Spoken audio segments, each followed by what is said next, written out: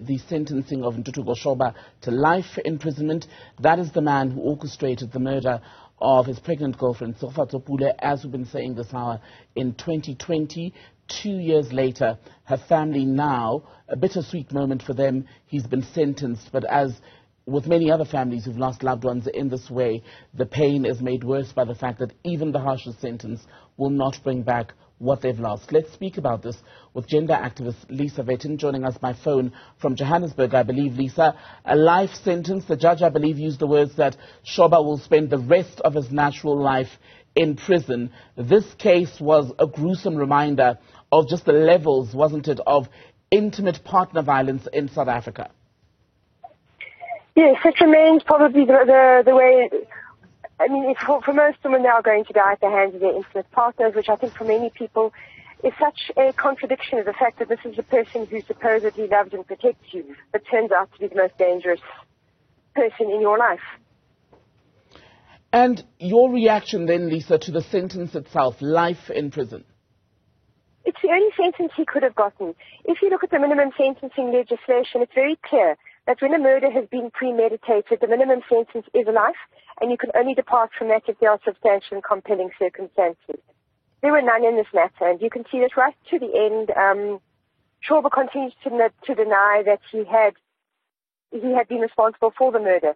So there was really nothing in any way that could help him to escape anything other than a life sentence.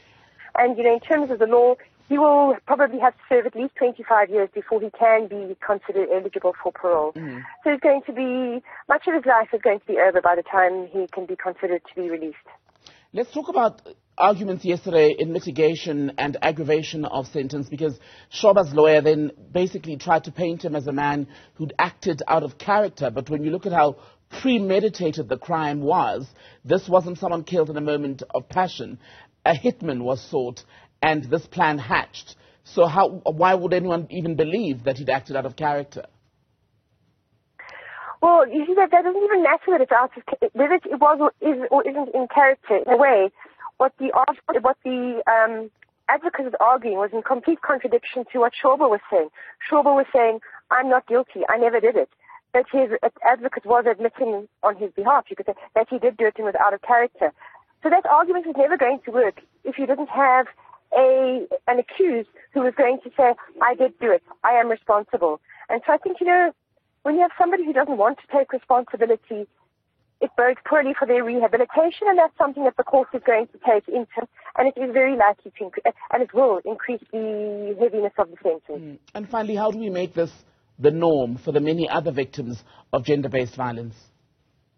Well, again, because we are guided by the minimum sentencing legislation, if a case has been premeditated, then life is prescribed in terms of law. So it should be a norm. I think the bigger question you have to ask, and this is a challenge to South Africans, not just the legal system, as well as politicians and political parties, is not to focus only on the high-profile cases.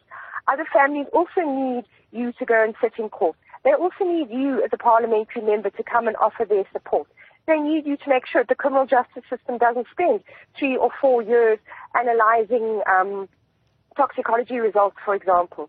So I think what we need to be looking at is how do we improve the system generally, not just focus on the occasional high-profile cases where the state is going to invest everything it possibly can because it knows it's on show, and look, I think, at all those other cases which never make it onto social media, which don't make a headline, which never get beyond a woman's body was found by the side of a road reporting. So it's also a challenge to the media.